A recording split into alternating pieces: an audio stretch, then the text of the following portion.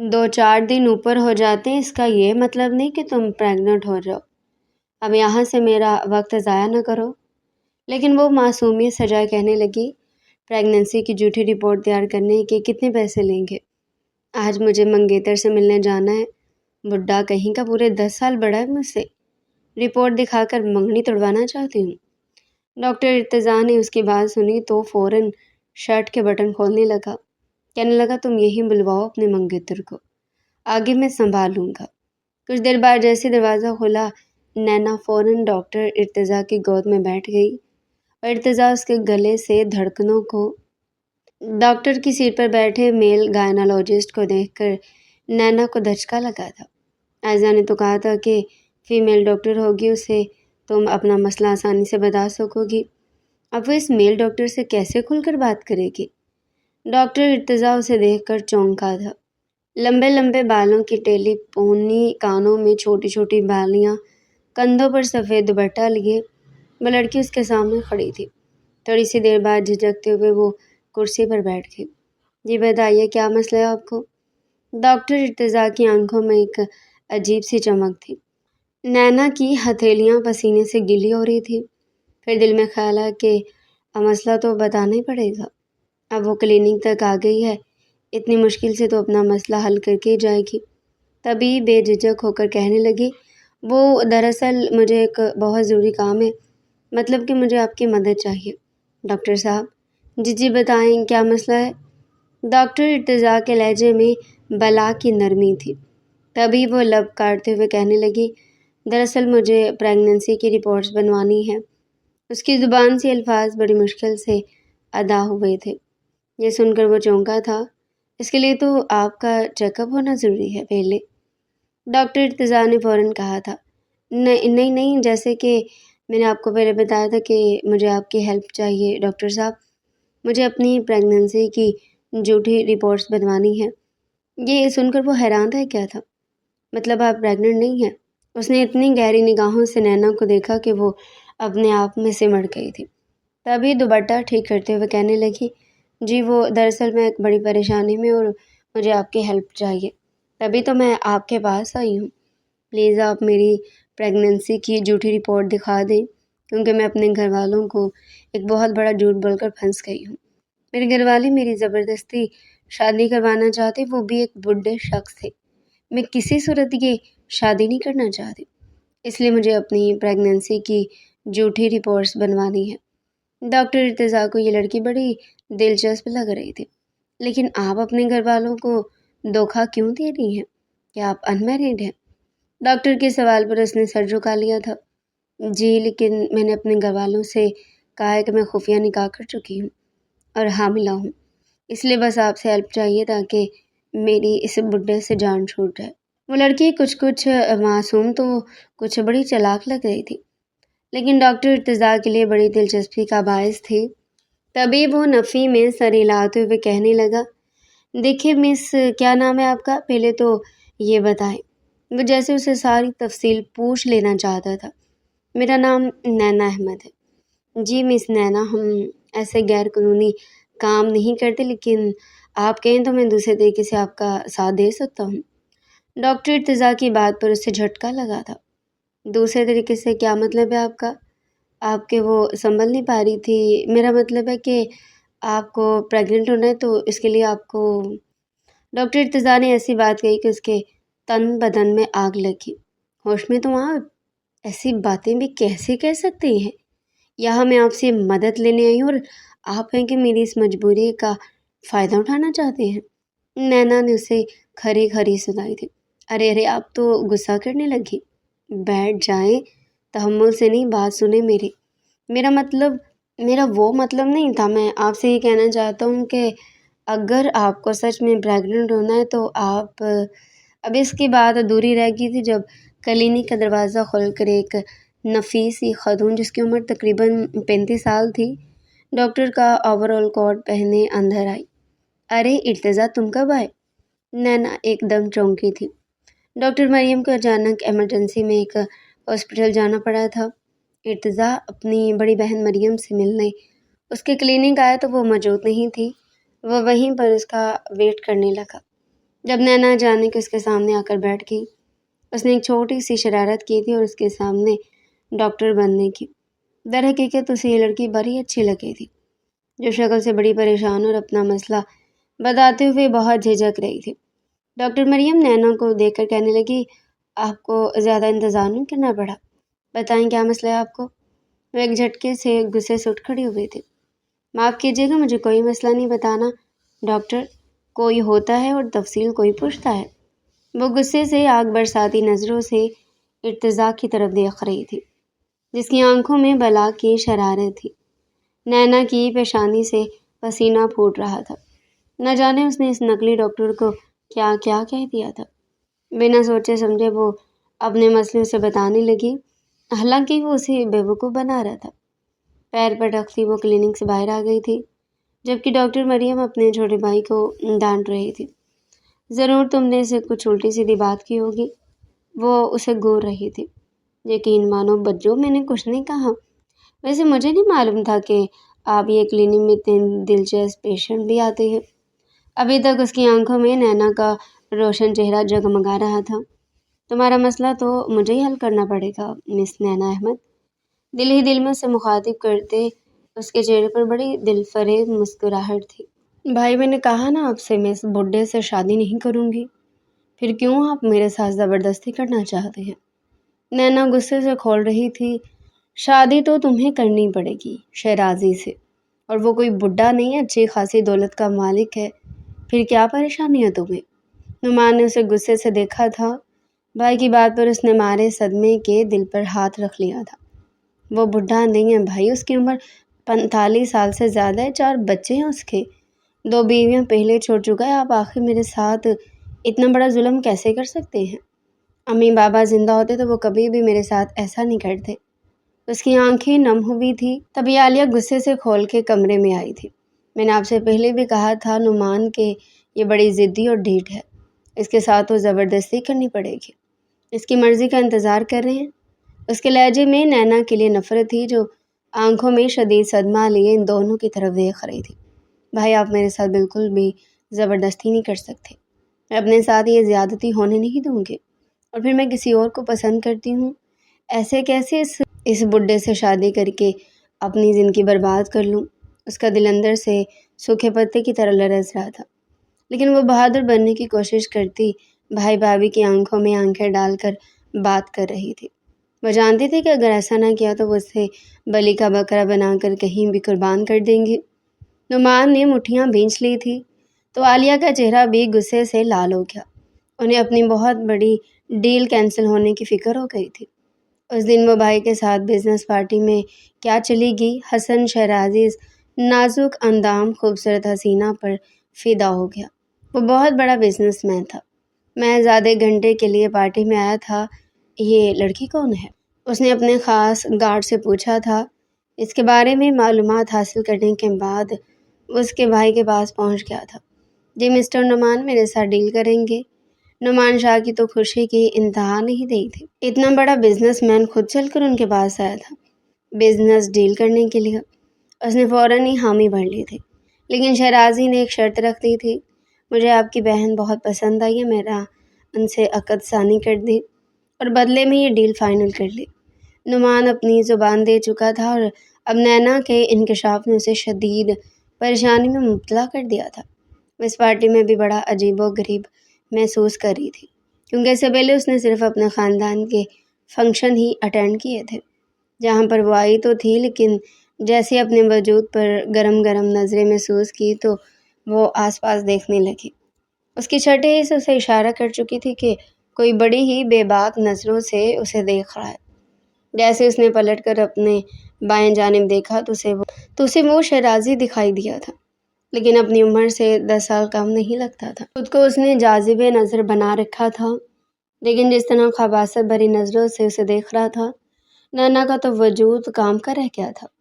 اس نے جلدی سے وہ دوپٹہ جو کندھے پر ڈال رکھا تھا وہ سر پر اوڑھ لیا اور اپنے بھائی کے پیچھے پیچھے چلنے لگی، لیکن جیسے اس کا بھائی کچھ لوگوں کے ساتھ باتوں میں مصروف ہوا تو اچانک اسے اپنے پیچھے انتہائی بدبودار سانس کی آواز آئی تھی۔ گھبرا کر اس نے پلٹ کر دیکھا تو وہ شہرازی اس کے پیچھے کھڑا تھا، صاف ظاہر تھا کہ اس کے ہاتھ میں جو مشروب ہے وہ حرام مشروب ہے، اور اس کی بدبو اس کی سانسوں سے صاف محسوس ہو رہی تھی۔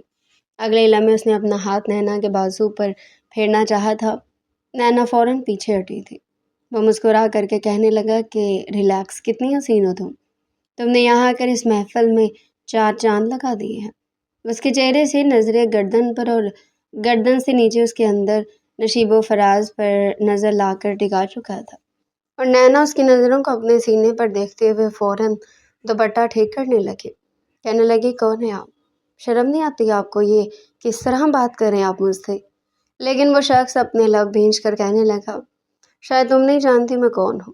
وہ تڑپ کر کہنے لگی کہ مجھے جاننے کی ضرورت بھی نہیں ہے، بڈھے خوسٹ انسان۔ اسے یہ باتیں سناتی فوراً ایک طرف کو جا کر بیٹھ گئی تھی، جہاں پر اور بھی بہت سی خواتین اور لڑکیاں موجود تھیں۔ شرازی تو ایک سسکی بھرتے ہوئے کہنے لگا، اس کے ساتھ کشتی کھیلنے کا مزہ ہی الگ آئے گا۔ وہ تو شرازی کے اس رویے پر 2 دن تک سو نہیں سکی تھی، لیکن اب اپنے بھائی کے منہ سے یہ سب سن کر اس کی روح تک تڑپ چکی تھی۔ غصے سے نعمان کہنے لگا، تم جھوٹ بول رہی ہو، بہانے بنا رہی ہو، ایسا ہو ہی نہیں سکتا۔ اس نے نینا کو غصے میں جھڑکا تھا۔ میں سچ کہہ رہی ہوں بھائی، میں کسی سے محبت کرتی ہوں، صرف محبت ہی نہیں بلکہ میں اس سے نکاح کر چکی ہوں۔ نعمان نے بے اختیاری اس کے منہ پر ایک تھپڑ مارا تھا۔ امی، بابا نے تمہاری تربیت میں بہت بڑی کمی چھوڑ دی، اتنی وہ غیرت ہو گئی ہو کہ خود اپنے منہ سے اتنی واہیات بات کر رہی ہو، بلکہ چھپ کر نکاح بھی کر بیٹھی ہو۔ اتنی بھی کیا جلدی تھی تمہیں؟ مجھے یقین نہیں آ رہا کہ اگر تم نے نکاح کیا تو وہ ٹوٹ بھی سکتا ہے۔ شادی تو تمہاری شرازی کے ساتھ ہی ہوگی۔ اتنا یاد رکھنا عالیہ، تم اس پر خاص نظر رکھو، یہ گھر سے باہر نکلنے نہ پائے۔ نعمان کی بات نے اس کے تن بدن میں آگ لگا دی تھی۔ آپ ایسا کچھ نہیں کریں گے میرے ساتھ، ویسے بھی میں نے جس سے نکاح کیا اور وہ میرے بچے کا باپ بن چکا ہے۔ اس نے ایک اور دھماکہ کیا تھا۔ وہ خود پر حیران بھی ہو رہی تھی کہ اس کے اندر اتنی ہمت کہاں سے آ گئی۔ عالیہ نے اپنے منہ پر ہاتھ رکھ لیا تھا، جبکہ نعمان کی آنکھوں میں غصے کی لپک تھی۔ عالیہ یہ سب جھوٹ بکواس کر رہی ہے، ایسا کچھ نہیں کیا اس نے کہ صرف شرازی سے شادی نہ کرنے کی وجہ سے اتنے بڑے بڑے جھوٹ بول رہی ہے۔ بس تم اسے گھر سے باہر نہ نکلنے دینا۔ انہوں نے پھر بیوی کو ہدایت کی تھی۔ نینا چیخ کر کہنے لگی، میں جھوٹ نہیں کہہ رہی ہوں عالیہ بھابھی، اس بات کا ثبوت میں جلد آپ کے سامنے رکھ دوں گی۔ مجھے صرف ایک بار اسے ملنے دو۔ وہ ایک دم ہی باہر جانے لگی تو عالیہ نے اسے دھکیل کر کمرے کے اندر بند کر دیا۔ اب تم گھر سے باہر قدم بھی نہیں رکھو گی۔ وہ غصے سے کہنے لگی، عالیہ بھابھی، یہ میرے اور بھائی کا معاملہ ہے، آپ کو بیچ میں پڑنے کی کوئی ضرورت نہیں ہے۔ ویسے بھی اب تک میرے بھائی کو میرے خلاف کرنے میں آپ کا ہی سب سے زیادہ ہاتھ تھا۔ آپ نے آج میرے بھائی کو میرے اتنا خلاف کر دیا کہ وہ میرے ساتھ اتنا بڑا ظلم کرنے والے ہیں۔ عالیہ فوراً آگے بڑھ کر اس کو کہنے لگی کہ بند کرو اپنی زبان، خبردار جو میرے آگے زیادہ پٹر پٹر کرنے کی کوشش کی تم نے تو، اور میرا بس چلتا تو میں تمہاری شادی کسی راہ چلتے مزدور سے کروا دیتی۔ تمہارا بھائی تو پھر تمہاری سوچ کر ایک امیر دولت مند انسان سے کروا رہا ہے، احسان مانو اس کا۔ وہ بھی ہتھے سے اکھڑ چکی تھی۔ بھائی کے سامنے تو اس کی زبان چل نہیں رہی تھی، لیکن بھابھی کے سامنے وہ بھی شیر بن چکی تھی۔ فوراً تڑپ کر کہنے لگی کہ اچھا، اگر آپ کی شادی میرے بھائی کی جگہ آپ کے ماں باپ کسی ایسی 45-50 سالہ بڈھے سے کروا دیتے جو پہلے سے 2 بیویوں کو چھوڑ چکا ہوتا تو کیا آپ اس سے شادی کر لیتی؟ اب تو صحیح آگ عالیہ کو لگی تھی۔ اس کے بال پکڑ کر اسے جھنجھوڑ چکی تھی کہ کمینی، آنے دے تیرے بھائی کو، تجھے آنے والے جمعے کو ہی نہ رخصت کروائے تو میرا نام بھی عالیہ نہیں۔ تیرے پر اب وہ شہرازی کاٹے گا۔ جب نشے میں دودھ تجھ پر ٹوٹ پڑے گا نا، ذرا تجھ پر رحم نہیں کرے گا، اور پھر بستر پر 3 دن تک ہل بھی نہیں پائے گی۔ پھر وہ پہلے سے بھی زیادہ شدت سے تیرے قریب آئے گا، تبھی تجھ جیسی لڑکی کی عقل ٹھکانے آئے گی۔ وہ انتہائی بے باک انداز میں اسے کہتی وہیں پر پٹک کر جا چکی تھی۔ عالیہ کو بڑا مزہ آ رہا تھا اس تماشے میں۔ اس نے نینا کو دھکے دے کر کمرے کا دروازہ بند کر دیا تھا، جہاں وہ بے بسی سے بستر پر گر کر آنسو بہا رہی تھی۔ وہ موٹا سانولا ایجڈ سا آدمی جس کے چہرے کو دیکھ کر ہی کراہت کا احساس ہوتا، وہ بھلا اسے کیسے شادی کر سکتی تھی؟ غصے میں مٹھیاں بھینچ کر وہ کوئی تدبیر سوچ رہی تھی۔ اگلے ہی دن اس کے نام پر کوئی لیٹر آیا تھا جس نے طوفان کھڑا کر دیا تھا۔ سچ میں وہ اس کی پریگننسی کی رپورٹ تھی۔ اس پر صاف الفاظ میں لکھا تھا، مس نینا حسن۔ عالیہ نے غصے میں وہ کاغذ اپنے شوہر کے سامنے پھینکا تھا۔ لو، یہ لڑکی اپنا منہ کالا کر چکی، اب تک کسی صورت اس کی شادی نہیں ہو سکتی۔ اس نے جس کے ساتھ نکاح کیا وہ اس کا بچہ پیدا کرنے والی ہے، اور تم اس کی شادی کرنا چاہتے ہو۔ نعمان شدید پریشانی میں مبتلا ہو گیا تھا۔ اتنی بڑی بزنس ڈیل فائنل ہو گئی تھی، اور اب اس کی ہٹ دھرمی اور نکاح کے بعد جو کینسل ہونے والی تھی۔ اسے کہہ دو تم کہ اپنے اس نام نہاد شوہر کو بلائے اور اس گھر سے دفع ہو جائے۔ میں اس کی شکل بھی نہیں دیکھنا چاہتا ہوں۔ شیرازی سے میں معذرت کر لوں گا۔ عالیہ شوہر کی پریشان شکل دیکھ کر خود بھی غصے میں آ گئی تھی۔ تبھی نینا کے سر پر جا پہنچی۔ رپورٹ اس کے منہ پر مارتے ہوئے کہنے لگی، میں نہیں جانتی تھی کہ اتنی آگ ہے تمہارے اندر کہ تم چھپ کر نکاح بھی کر لو گی، بلکہ اپنے یار کے ساتھ کئی راتیں بھی گزار کر حاملہ بھی ہو جاؤ گی۔ اب جاؤ اسے کہو کہ تمہیں یہاں سے لے کر جائے، اس سے پہلے کہ تمہارا بھائی غصے میں خود تمہیں دھکے دے کر اس گھر سے نکال دے۔ وہ حیرت سے اپنی پریگننسی کی رپورٹ دیکھ رہی تھی۔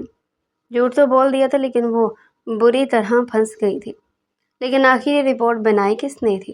اس دن تو وہ جس کلینک میں گئی تھی وہاں تو اس ڈاکٹر نے اس کے ساتھ بہت برا مذاق کیا تھا۔ وہ تو ڈاکٹر تھا ہی نہیں، اور اس کی بہن جو اچانک کلینک میں آئی تھی جو اصل ڈاکٹر تھی، میں نے اسے اپنا مسئلہ بتایا ہی نہیں تھا۔ تو پھر رپورٹ یہاں تک کیسے پہنچی جس پر اس کا نام بھی واضح الفاظ میں لکھا تھا؟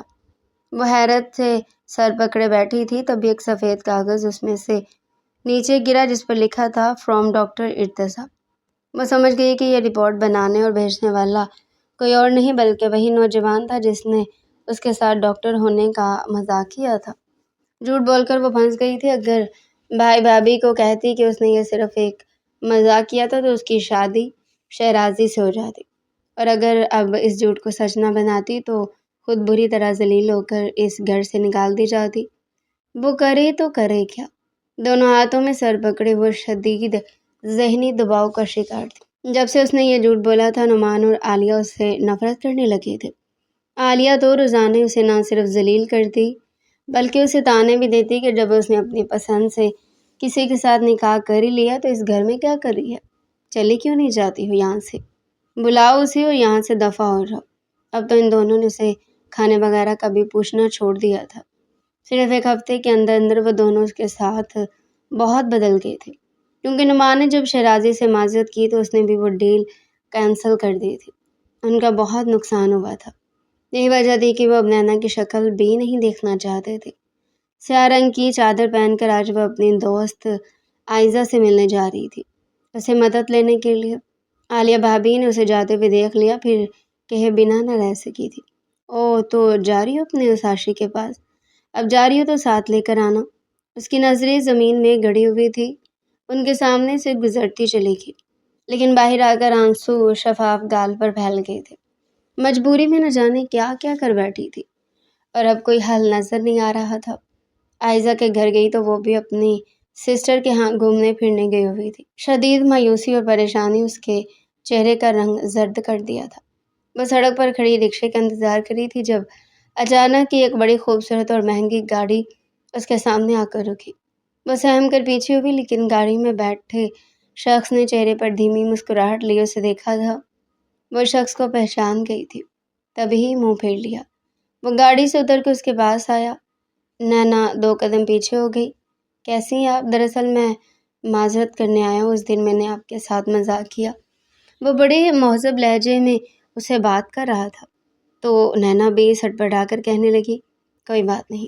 ارتضیٰ گہرے لہجے میں اسے کہنے لگا، آپ کی پریشانی دور کرنے کے لیے میں نے وہ رپورٹ آپ کے گھر بھیج دی تھی۔ آپ کا مسئلہ حل ہوا یا نہیں؟ اس کے انداز میں دلچسپی تھی۔ جی ہو گیا تھا۔ نینا اسے جیسے جان چھڑانا چاہتی تھی۔ ویسے میں نے آپ کی اتنی مدد کی اور آپ نے مجھے تھینک یو بھی نہیں کہا۔ وہ بھی اتنی آسانی سے کہاں پیچھا چھڑانے والا تھا۔ جی بہت بہت شکریہ آپ کا۔ وہ اپنی پریشانی میں گم لٹھ مار انداز میں اس کا شکریہ ادا کرنے لگی۔ ایسے نہیں، ایک کپ کافی پینی پڑے گی آپ کو میرے ساتھ۔ وہ دیکھے سامنے کافی شاپ ہے، وہاں چلتے ہیں۔ اس کی آفر پر وہ حیرت سے آنکھیں پھاڑے اسے دیکھنے لگی۔ دیکھیں اس وقت میں بہت پریشان ہوں، پھر کسی دن ہم ضرور ملیں گے۔ اس نے جان چھڑانا چاہی تو وہ مسکراتے ہوئے کہنے لگا، آپ کیوں پریشان ہیں؟ ہو سکتا ہے کہ میں آپ کی پریشانی حل کر دوں، پلیز چلیں۔ اس کے اتنے اصرار پر وہ تنگ آ گئی تھی اور سڑک کے بیچ کھڑے اسے اچھا بھی نہیں لگ رہا تھا، اس لیے وہ نہ چاہتے ہوئے بھی اس کے ہمراہ کافی شاپ میں چلی آئی۔ ارتضیٰ کی تو جیسے دلی خواہش پوری ہو گئی تھی، وہ بہت خوش لگ رہا تھا۔ سامنے بیٹھی لڑکی چادر میں ملبوس اس کے دل میں اتر رہی تھی۔ وہ بڑے غور سے اس کے چہرے کے تاثرات نوٹ کر رہا تھا، جو سبھی میں شکل سے بہت پریشان نظر آ رہی تھی۔ کیا میں آپ کی پریشانی کی وجہ پوچھ سکتا ہوں؟ اس کا لہجہ اتنا نرم اور مہذب تھا کہ نینا نے چونک کر اسے دیکھا، پھر ایک سپاٹ لہجے میں کہنے لگی، اس دن آپ نے مجھ سے جھوٹ کیوں بولا کہ آپ ڈاکٹر ہیں؟ وہ اسے گھور رہی تھی تو وہ مسکرا کر کہنے لگا، میں بھی ڈاکٹر ہوں، اس میں کوئی شک نہیں۔ وہ الگ بات ہے کہ میں اپنے ہاسپٹل میں جاب کرتا ہوں، جبکہ بجو اپنا کلینک چلاتی ہے۔ یہ سن کر وہ حیران رہ گئی تھی۔ سامنے بیٹھا شخص بلا کا ہینڈسم تھا، اس کی نظریں جھک گئی۔ اچھا بتائیں تو صحیح کہ آپ کیوں پریشان ہیں؟ دیکھیں میں کیا پتا آپ کی پریشانی حل کر دوں۔ تو وہ تنگ آ کر کہنے لگی، بس کیا بتاؤں آپ کو، وہ جھوٹ بول کر میں پھنس چکی ہوں۔ میرے گھر میں اتنی پریشانی ہے، گھر کے حالات اتنے خراب ہیں میرے لیے کہ میں اب جینا نہیں چاہتی۔ اس کے لہجے میں مایوسی تھی۔ اچھا آپ بتائیں تو صحیح کہ کیا بات ہے، مجھ پر ٹرسٹ کر سکتی ہیں؟ وہ حیران تھی کہ اجنبی سے اپنا اپنا سا کیوں لگ رہا ہے، پھر نہ چاہتے ہوئے بھی نینا نے اسے سب کچھ بتا دیا۔ یہ سن کر وہ حیران رہ گیا۔ اوہو، اب تو سچ میں ہی آپ کو اس جھوٹ کو سچ بنانا پڑے گا، اگر کہیں تو میں آپ کی مدد کر سکتا ہوں۔ یہ سن کر وہ حیران تھی۔ آپ ایسے میری مدد کریں گے؟ تو وہ مسکرا دیا، آپ کا نقلی شوہر بن کر میں آپ کے گھر آ سکتا ہوں۔ وہ اداس ہو کر کہنے لگی کہ اگر ایسا ہے تو مجھے آپ کی ہیلپ کی ضرورت ہے، کیونکہ ایسا نہ ہو کہ بھائی بھابھی مجھے خود ہاتھ پکڑ کر گھر سے نکال دے، پھر میں کہاں جاؤں گی؟ وہ بڑی اداس لگ رہی تھی۔ ارتضیٰ نے اسے تسلی دی، زیادہ پریشان ہونے کی ضرورت نہیں ہے، میں آپ کی ہیلپ کر سکتا ہوں۔ یہ سن کر وہ خوش ہو گئی۔ ٹھیک ہے پھر۔ اب وہ دونوں مل کر آنے والے دن کی پلاننگ کر رہے تھے کہ کب ارتضیٰ اس کے گھر آئے گا۔ یہ ابھی تک یہاں کیا کر رہی ہے، گئی کیوں نہیں یہاں سے؟ نعمان کے لہجے میں بلا کی نفرت اور غصہ تھا۔ تو عالیہ بھابھی منہ بنا کر کہنے لگی، کہتی ہے کہ کل آئے گا اس کا وہ عاشق اسے لینے کے لیے۔ اچھا ہے جان جھوٹے ہماری، اور عالیہ اسے صاف صاف بتا دینا کہ جس طرح اس نے خود غرضی اور منافقت دکھائی ہے نا، اس کے بعد اس کا ہم سے یا اس گھر سے کوئی تعلق نہیں ہوگا۔ وہ کمرے میں بیٹھی ان کی نفرت بھری آوازیں اور باتیں سب سن رہی تھی۔ آنکھوں سے بے آواز آنسو بہنے لگے۔ اپنے حق میں بولنا بھی اس کے لیے گناہ ثابت ہوا تھا۔ خیر وہ اجنبی اس کی مدد کرنے کو تیار تھا۔ اس گھر سے رخصت ہونے کے بعد آگے اسے معلوم نہیں تھا کہ وہ کہاں جائے گی، لیکن فی الحال عزت سے رخصت ہونا اس کے لیے بہت ضروری تھا۔ اتنا بڑا فیصلہ اس نے اپنے کندھے پر لیا تھا، اب ہمت وہ دکھانی ہی تھی۔ دوسرے دن ہی ارتضیٰ اپنی بڑی سی گاڑی میں اس کے دروازے پر پہنچ گیا تھا۔ عالیہ بھابھی کی آنکھوں سے دیکھ کر پھٹی کی پھٹی رہ گئی تھی۔ وہ حیرت سے سوچ رہی تھی کہ اس کی نند نے تو بہت لمبا ہاتھ مارا ہے، گاڑی بھی اتنی شاندار تھی اور بندہ بھی، اس کا مطلب ہے کہ خوب ماردار شخص ہے۔ میں اپنی وائف کو لینے آیا ہوں۔ اس نے آتے ہی بڑے پر اعتماد لہجے میں نعمان سے ہاتھ ملایا تھا۔ وہ کچھ نہ بول سکے، خاموش رہے۔ ایسا لگ رہا تھا جیسے وہ اس نوجوان کو پہچانتا ہوں۔ تھوڑی دیر بعد نینا اپنے کمرے سے باہر آئی تھی۔ اس کے ہاتھ میں ایک بیگ تھا، کچھ کپڑے اس نے رکھ لیے تھے، ضرورت کے حساب سے، باقی اس نے کچھ بھی نہیں اٹھایا تھا۔ اس گھر سے عالیہ بھابھی میں نے اپنے کپڑوں کے علاوہ کچھ بھی نہیں لیا، آپ دیکھ سکتی ہیں۔ عالیہ بھابھی منہ بنا کر کہنے لگی، ہم تمہیں کچھ دینا بھی نہیں چاہتے، تم ہمارے برے وقت میں کام نہیں آئی تو ہم تم سے کیا امید رکھیں؟ نعمان بھائی کے سامنے سر جھکائے تو وہ منہ پھیر کر کمرے میں چلے گئے۔ اس کا دل ڈوب ڈوب کر ابھر رہا تھا۔ اس نے کیوں اپنے ہاتھوں سے اپنی زندگی برباد کی، اپنوں کو ناراض کیا؟ لیکن وہ کیا کرتی؟ اگر اتنا بڑا سٹینڈ نہیں لیتی تو نعمان بھائی اس کی شادی اسی بڈھے شخص سے کر دیتے، پھر وہ ساری زندگی ایسے ہی تڑپتی، ایسے ہی آنسو بہاتی رہتی۔ نینا کو بالکل بھی اندازہ نہیں تھا کہ شرازی جیسا مرد کس قدر خبیث اور شیطانیت سے بھرا ہوا ہے۔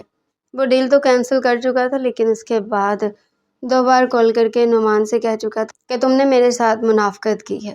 दोगलापन किया है।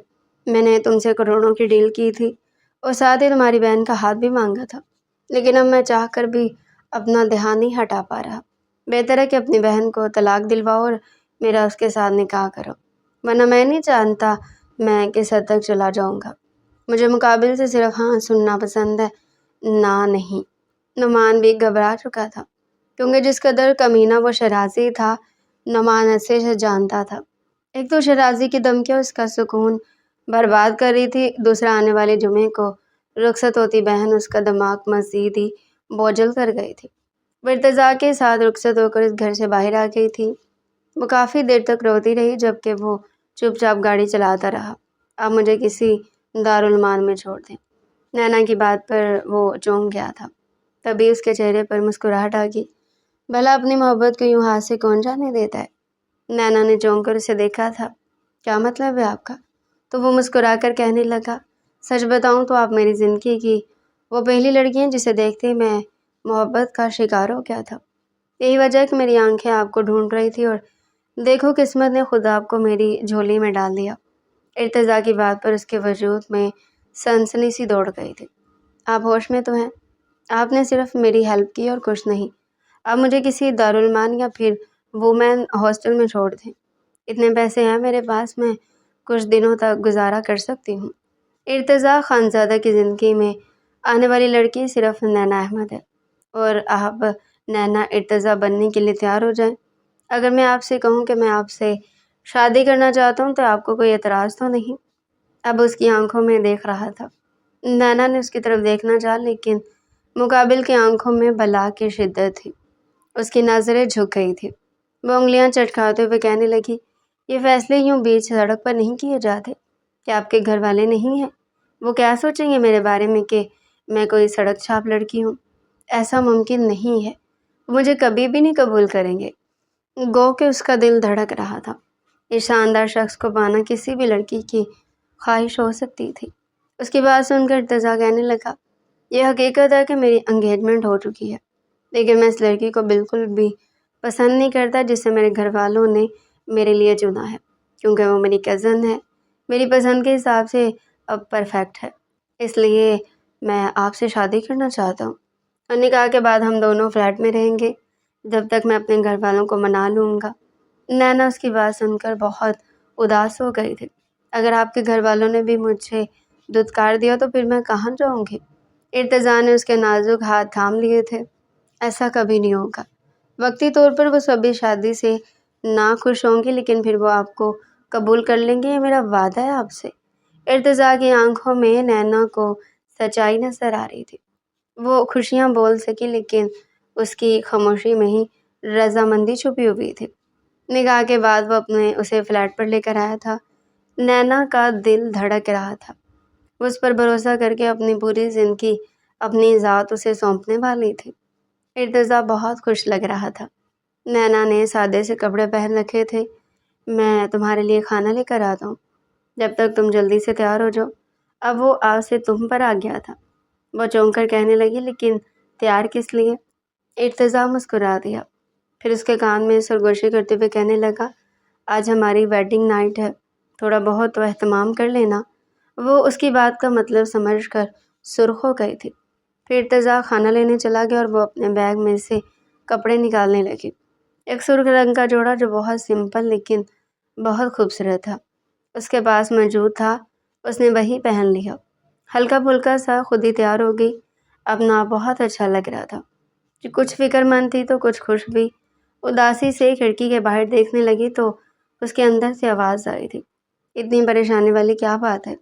ये फैसला तुम्हें लेना ही था, और फिर तुम्हें इर्तिज़ा जैसा इतना मोहब्बत करने वाला हमसफ़र मिल गया। तुम्हें तो शुक्र अदा करना चाहिए। ये सोचकर वो मुस्कुरा दी थी। फिर दोनों ने मिलकर खाना खाया। फिर वो रात उनकी दहलीज पर दस्तक देने लगी, जिसके लिए पहले से ही कई ख्वाब सजा लिए जाते हैं। इर्तिज़ा उसे अपनी बाहों में लेने के लिए मचल रहा था। नैना ने घबरा कर एकदम ही उसके हाथ पकड़े थे। मैं आपसे एक बात कहना चाहती हूँ। क्या ये सब हम उस वक्त नहीं कर सकते जब आपके घर वाले इस रिश्ते से राज़ी हो जाएं? उसके लहजे में परेशानी थी। इर्तिज़ा उसके गाल पर अपने लब रखते हुए कहने लगा, تمہیں اس بات پہ فکر مند ہونے کی ضرورت نہیں، سب سے لاڈلا بیٹا ہوں میں گھر کا، انہیں تو راضی ہونا ہی پڑے گا۔ تم کیوں اتنی پریشان ہو رہی ہو؟ اس کے لہجے میں بلا کی محبت تھی۔ تبھی وہ انگلیاں چٹ کھاتے ہوئے جھجک کر کہنے لگی، میرا مطلب ہے کہ اگر اس سب کے نتیجے میں پریگننٹ ہو گئی تو بہت پریشانی ہو جائے گی۔ وہ آنے والے وقت کے لیے ابھی سے سوچ رہی تھی۔ ارتضیٰ اس کے کان میں سرگوشی کرتے ہوئے کہنے لگا، یہ تو بہت اچھی بات ہوگی، اگر ایسا ہو گیا تو پھر تو میرے لیے اور بھی آسانی ہو جائے گی۔ میرے سے کچھ بھی سننے کو تیار نہیں تھا، جلد سے جلد نینا کو اپنے پیار کی بارش میں بھگو دینا چاہتا تھا، لیکن نینا نہیں جانتی تھی کہ وہ کس کھائی میں قدم رکھ چکی ہے۔ وہ خود بھی اس کی چاہت میں دیوانی ہو گئی تھی۔ وہ دھیرے دھیرے اس کے وجود پر جھکتا چلا گیا تھا اور پھر اپنی شدتیں اس کے نازک وجود پر لٹانے لگا۔ نینا یوں تھی کہ سوکھے پتے کی مانند لرز رہی تھی۔ وہ سارے پردے اس کے وجود سے آزاد کرتا جب اس کے وجود میں مکمل طور پر اپنی مہر ثبت کرنے لگا تو ڈرتے ہوئے ایک بار پھر اس نے ارتضیٰ کے سینے پر ہاتھ رکھے تھے۔ لرزتی پلکوں کے ساتھ اسے دیکھ کر کہنے لگی کہ پلیز ارتضیٰ ایک دفعہ سوچ لیں، لیکن ارتضیٰ بغیر اس کی بات پر دھیان دیے مکمل طور پر اسے اپنا بنا گیا۔ پھر اس کے بالوں میں اپنا چہرہ چھپا کر گہری سانسیں چھوڑ کر کہنے لگا، ریلیکس ڈارلنگ، میں نے کہا نا میں ہوں نا، پھر تمہیں کس بات کی ٹینشن لینے کی ضرورت نہیں۔ پلیز میرے ساتھ اس رات کو میرے نام کر دو۔ میں ان یادگار لمحات کو بار بار تمہارے ڈر کے حوالے نہیں کر سکتا۔ یوں وہ بھی خاموش ہو چکی تھی اور پھر یہ رات اس کی ایک دوسرے کی باہوں میں گزر گئی تھی۔ اگلی صبح جب اس کی آنکھ کھلی تو کھڑکی سے سورج کی روشنی چھن کر اندر آ رہی تھی۔ وہ آنکھیں کھول کر دیکھنے لگی، بیڈ پر بکھرے ہوئے پھول اور فرش پر گرا ہوا اس کا دوپٹہ۔ رات کے لمحات کا سوچ کر وہ شرم سے لال سرخ ہونے لگی۔ واش روم سے شاور کی آواز آ رہی تھی۔ ارتضیٰ فریش ہونے کے لیے گیا ہوا تھا جب اس نے گھڑی پر وقت دیکھا، دن کے 12 بج رہے تھے۔ جیسے اس نے اٹھنے کی کوشش کی تو پورے وجود میں درد کی ٹیسیں اٹھنے لگی تھی۔ تبھی ارتضیٰ بھی باہر آ چکا تھا۔ اسے اٹھتا ہوا دیکھ کر اس کے پاس چلا آیا۔ شرٹ لیس ارتضیٰ اسے باہوں میں بھر کر کہنے لگا، گڈ مارننگ مائی وائف، شادی کا پہلا دن مبارک ہو۔ وہ شرمائے ہوئے اپنا چہرہ اس کے سینے میں چھپا گئی۔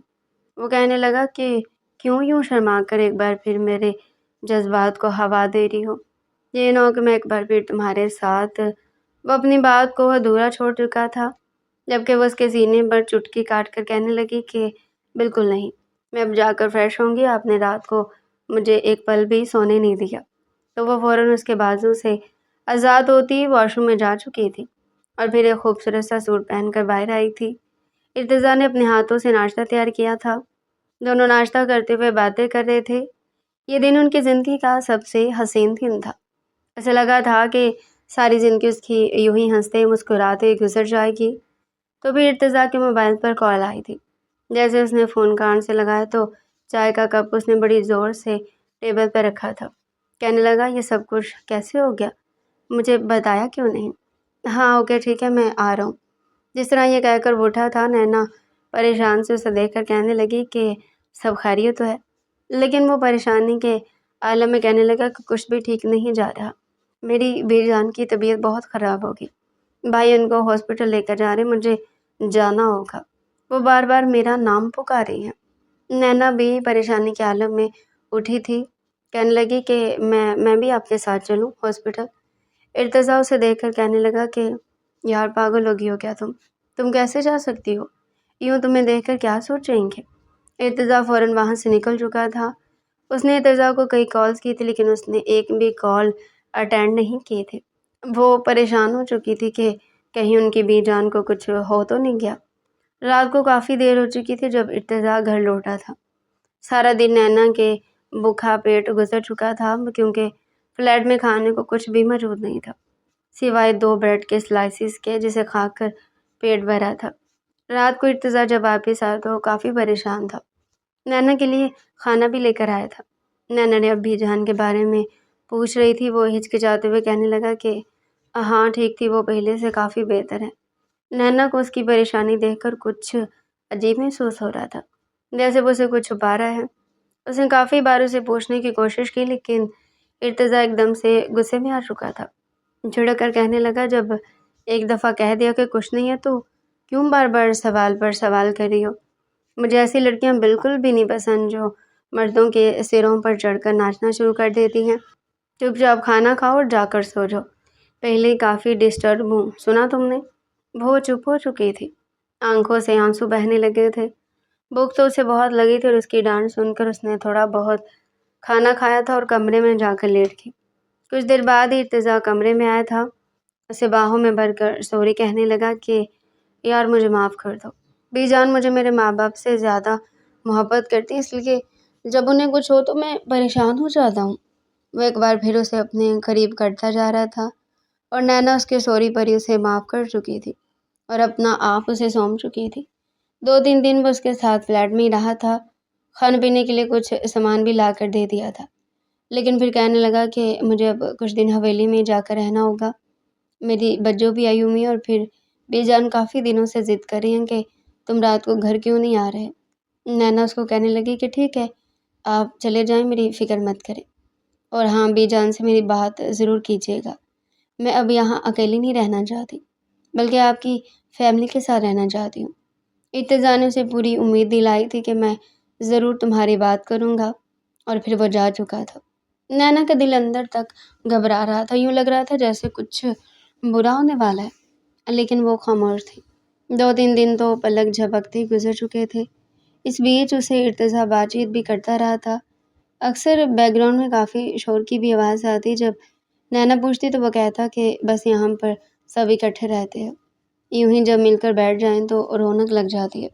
نینا نے اس کو ہر بار یوں ہی بولا تھا کہ بی جان سے میری بات ضرور کرنا، پلیز یہاں اکیلے رہتے ہوئے مجھے کافی ڈر لگتا ہے، لیکن ان 3 دنوں کے بعد ارتضیٰ نے تو اس کا فون اٹھانا ہی بند کر دیا تھا۔ یہاں تک کہ 10 دن بیت چکے تھے، نینا کافی گھبرانے لگی تھی، نہ ہی اس کے پاس پیسے بچے تھے اور نہ ہی کھانے کو سامان تھا جو اپنے لیے کچھ بنا کر کھا لیتی۔ پچھلا پورا دن اس کا پانی پیتے گزر گیا تھا اور اب تو پیٹ میں بھی شدید درد اور کمزوری ہونے لگی تھی۔ ایک آخری 1000 روپیہ اس کے پاس تھا، بھوکا رہ کر اس کا بلڈ پریشر اس قدر لو ہو گیا تو جلدی سے اس نے نمک پانی بنا کر پیا اور پھر کلینک سے باہر نکل آئی تھی۔ اسے ڈاکٹر ماہم کا ہی خیال آیا تھا، ارتضیٰ کی بہن کا کلینک تھا، وہ اس میں گئی تھی، تھوڑی ہچکچا بھی رہی تھی۔ ڈاکٹر ماہم نے اسے دیکھا تو مسکرا کر پوچھنے لگی کہ بتائیے کیا مسئلہ ہے آپ کو؟ وہ ڈرتے ڈرتے کہنے لگی کہ آپ میرا الٹرا ساؤنڈ کر سکتی ہیں، میری طبیعت کچھ دنوں سے ٹھیک نہیں ہے۔ ڈاکٹر ماہم اس کا جیسے الٹرا ساؤنڈ کرنے لگی تو وہ مسکرا کر کہنے لگی کہ مبارک ہو، آپ پریگننٹ ہے۔ یہ سن کر نینا کی آنکھوں میں آنسو آ چکے تھے، اسے سمجھ نہیں آ رہی تھی کہ وہ خوش ہو جائے یا ارتضیٰ کو یہ خبر وہ کیسے سنائے۔ وہ ڈاکٹر کو کیسے کہ یہ بچہ آپ کے ہی بھائی کا ہے۔ ڈاکٹر اس سے کہنے لگی کہ آپ کافی کمزور لگ رہی ہیں، میں یہ کچھ میڈیسنز لکھ کر دے رہی ہوں، یہ لیں اور ایک ہفتے بعد دوبارہ چیک اپ کے لیے آئیں۔ وہ اٹھی، جو میڈیکل اسٹور پر جا کر اس نے دوائیاں لینے چاہی تو بل 3000 روپیہ بنا تھا اور اس کے پاس صرف 1000 تھا۔ کچھ دوائیاں اس نے رکھوائی تھی اور ضروری دوا چند دنوں کی لے کر وہ گھر آئی تھی۔ روتے ہوئے اس نے دوبارہ ارتضیٰ کو کال کی تھی، لیکن ارتضیٰ نے کال ہی نہیں اٹھائی تھی۔ باتوں باتوں میں ارتضیٰ نے اسے اپنے گھر کے بارے میں بتا رکھا تھا کہ وہ کہاں پر رہتا ہے۔ کچھ سوچتے ہوئے اس نے فیصلہ کیا تھا کہ وہ ارتضیٰ کے گھر جائے گی۔ آخر ماجرا کیا تھا؟ کہیں بی جان کو کچھ ہو تو نہیں گیا تھا؟ ارتضیٰ ایک دم سے اسے کیسے بھول سکتا تھا؟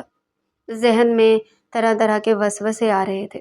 وہ رکشے میں بیٹھ کر وہاں تک پہنچی تھی، آخری جو 100 کے کچھ نوٹ بچے تھے اس نے رکشے والے کو دیے تھے۔ سامنے ایک عالی شان حویلی تھی، کالی چادر میں خود کو لپیٹے اس نے حویلی میں قدم رکھا تو سامنے ایک الگ ہی رونق لگی ہوئی تھی۔ ایسے لگ رہا تھا جیسے یہاں پر کچھ روز پہلے کوئی فنکشن رکھا گیا جس کے تاثرات ابھی بھی موجود تھے۔ ابھی وہ آگے بڑھنے والی تھی جب ایک کمرے سے موبائل میں مصروف ارتضیٰ سامنے آیا تھا۔ ارتضیٰ کو دیکھ کر وہ فوراً اس کی طرف بڑھی تھی۔ ارتضیٰ نے بھی جب اسے اپنے سامنے دیکھا تھا تو وہ چونک گیا تھا، اس سے پہلے کہ وہ جا کر اس کے سینے سے لگ جاتی۔ ارتضیٰ فوراً آس پاس دیکھنے لگا اور پھر اسے بازو سے پکڑ کر حویلی کی پچھلی جانب لے آیا تھا۔ یہاں پر کیا کر رہی ہو تم؟ دماغ ٹھیک ہے تمہارا؟ کیوں آئی ہو یہاں پر؟ وہ روتے ہوئے کہنے لگی کہ ارتضیٰ آپ کو پتہ بھی ہے پچھلے 12 دن میرے اس فلیٹ میں کیسے گزرے ہیں؟ میں بھوک سے مر رہی ہوں، کل سے کچھ نہیں کھایا اور آپ تو ایک دم سے بدل گئے ہیں، نہ میری کال اٹینڈ کر رہے ہیں، نہ مجھ سے ملنے آ رہے ہیں۔ مجھے تو آپ کی فکر ہو رہی تھی۔ لیکن ارتضیٰ اس سے پہلے کہ کچھ کہتا ایک نسوانی آواز آنے لگی تھی۔ ارتضیٰ کہاں ہیں آپ؟ یار میں نے آپ کو بولا تھا میرے بالوں میں اس پن کو ایڈجسٹ کر دیں۔ جیسے وہ نسوانی آواز ابھری تو ارتضیٰ فوراً اسے جھٹک کر کہنے لگا کہ اب وہاں پر جا کر ان جھاڑیوں کے پیچھے چھپ جاؤ، خبردار اگر سامنے آنے کی کوشش کی تم نے تو۔ وہ ڈرتے ڈرتے فوراً ان جھاڑیوں کے پیچھے چھپ چکی تھی جو حویلی کی پچھلی جانب لگی ہوئی تھی۔ تبھی ایک لڑکی ساڑی میں ملبوس سامنے آئی تھی۔ وہ لمبے قد والی، دبلی پتلی، خوبصورت سی ارتضیٰ کو دیکھ کر فوراً اپنے بازو اس کے کندھوں پر رکھ کر اس کے گال کو چوم چکی تھی۔ یہ نینا کی ہمت تھی کہ اس نے یہ منظر کیسے دیکھا تھا۔ اپنی لپسٹک کی چھاپ ارتضیٰ کے گال پر چھوڑ کر کہنے لگی، ڈاکٹر صاحب یہاں کیا کر رہے ہیں آپ؟ میں نے آپ کو بولا تھا مجھے یہ جولری پہنا دے، پھر ہمیں دعوت پر جانا ہے، پہلے ہی بہت لیٹ ہو رہا ہے۔ وہ فوراً اپنی کمر ارتضیٰ کی طرف کر کے کھڑی ہو چکی تھی جب ارتضیٰ اس کی گردن پر جولری کو لاک کرنے لگا۔ یہ منظر دیکھ کر نینا کا دل ڈوب چکا تھا۔ بھلا ارتضیٰ اس کے علاوہ کسی اور کو یوں کیسے چھو سکتا تھا؟ ارتضیٰ کہنے لگا کہ ہاں تم جاؤ، مجھے ایک ضروری کال کرنی ہے، میں آ رہا ہوں۔ جیسے وہ لڑکی گئی تو نینا اس کے سامنے پھر سے آ کر کھڑی ہو چکی تھی۔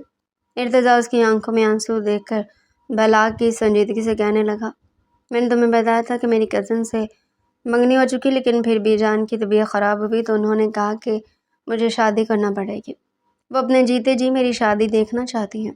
ڈاکٹر نے صاحب کہا تھا کہ انہیں سٹریس نہیں دینا، اس لیے میں نے اپنی کزن سے شادی کر لی، جبکہ نینا تو وہیں پر گر چکی تھی۔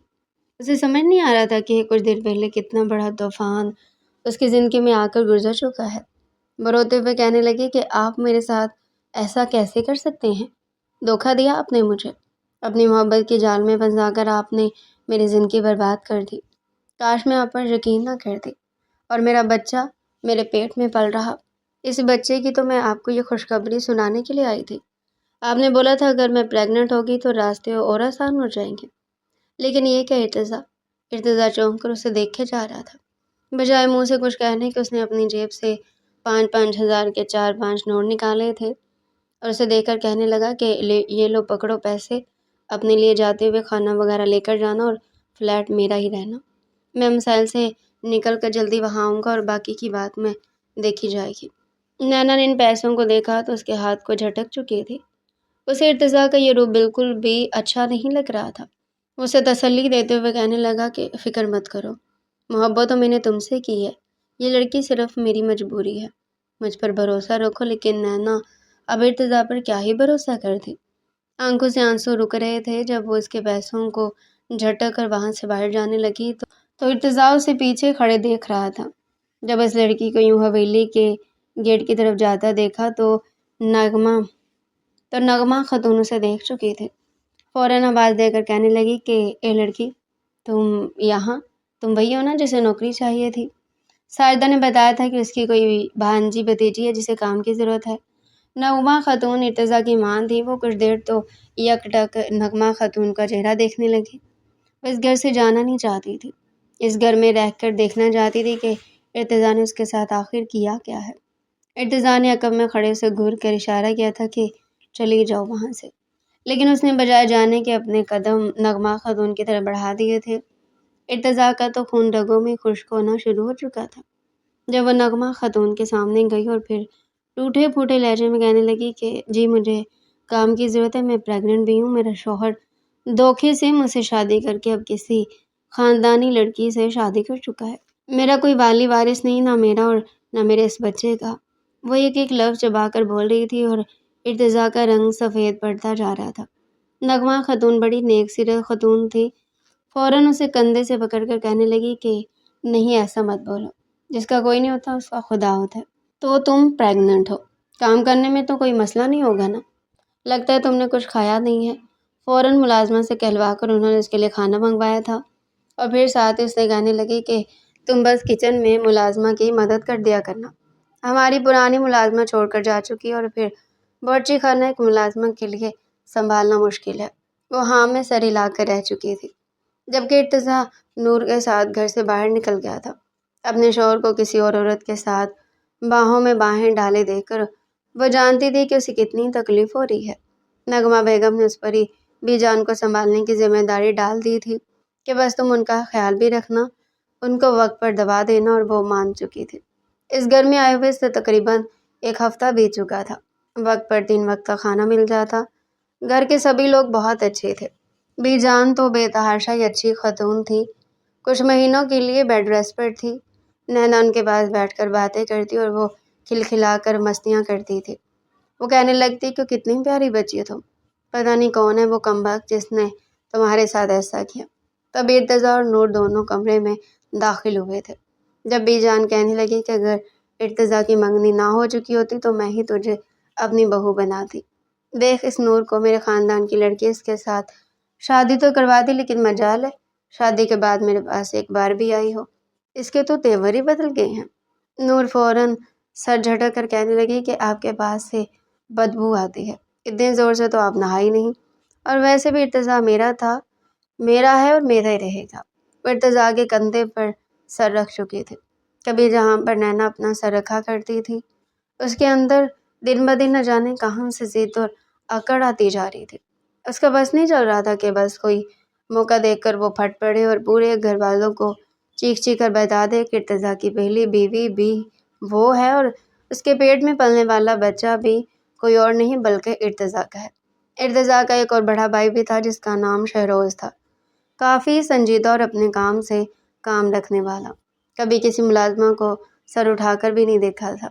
नैना को प्रेग्नेंट हुए 5 महीने गुजर चुके थे। अब तो उसका पेट भी काफ़ी दिखने लगा था। एक रोज़ बीजान को सुलाकर वो बाहर निकली तो इर्तज़ा उसे बाहर मिला। वो उसके बाद चली गई। 2 टोक लहजे में कहने लगी कि आप कब मेरी सच्चाई घर वालों को बताएंगे। इर्तज़ा तो झटके से उसे दूर करता कहने लगा कि कौन सी सच्चाई, तुमने मेरी बात मानी, मेरे घर में नौकरानी बनकर रहने लगी, हर वक्त तलवार की तरह मेरे सर पर लटकती रहती हो। मैं किसी को कुछ नहीं बताऊंगा। तुम्हारा इनफैक्ट तुम मेरे लिए सिर्फ और सिर्फ ज़रूरत का एक सामान थी जिसके साथ मैंने निकाह के बाद खूब वक्त गुजारा, अभी और भी गुजार लेता अगर बीजान की तबीयत में ख़राब हो जाती। वैसे भी तुम जैसी मिडिल क्लास लड़कियों पर क्या भरोसा किया जा सकता है, जो लड़की बगैर निकाह के अपने घर वालों को जलील करने के लिए झूठी प्रेगनेंसी रिपोर्ट बनवा सकती, वो आगे चलकर न जाने क्या कुछ कर सकती है। इर्तज़ा के अल्फाज उसके दिल पर चुभ चुके थे। उसे नहीं पता था कि उसका एक झूठ उसकी आने वाली ज़िंदगी रौंद कर रख देगा। वो इर्तज़ा से कहने लगी कि वो सिर्फ एक मजाक था। मैंने अपना आप एक पेशावर जानवर से जान बचाने के लिए बोला था, लेकिन आपने क्या किया। मेरे पेट में जो पल रहा है बच्चा, इसका क्या करूँ मैं। वो फ़ौरन दहाड़ कर कहने लगा कि ख़त्म करवा दो इसे। इससे पहले कि नैना कुछ कहती, अचानक पीछे से एक आवाज़ गूंजी थी। क्या कहा तुमने, ज़रा फिर से कहना। ये आवाज़ शहरोज़ की थी। शहरोज़ को देखकर इर्तज़ा के चेहरे की रंगत उड़ गई थी। नैना भी वहीं सर झुका चुकी थी। वो उनकी कुछ कुछ बातें सुन चुका था, लेकिन उसे समझ नहीं आई थी कि आखिर हुआ क्या है।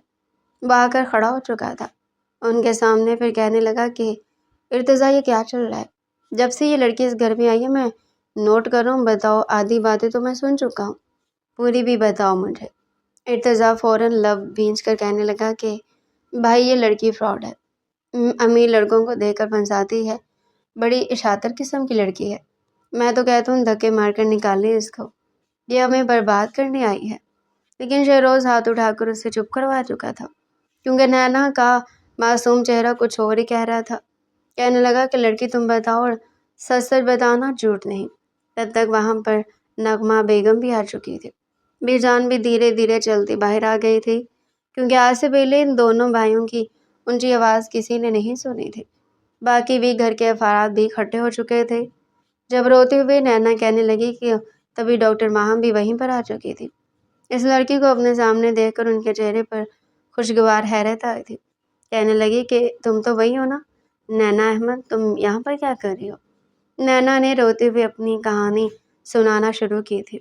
जिस तरह नुमान उसकी शादी शहराजी से करवाना चाहता था। शहराजी जैसे बिजनेसमैन को तो शहरोज़ भी अच्छे से जानता था।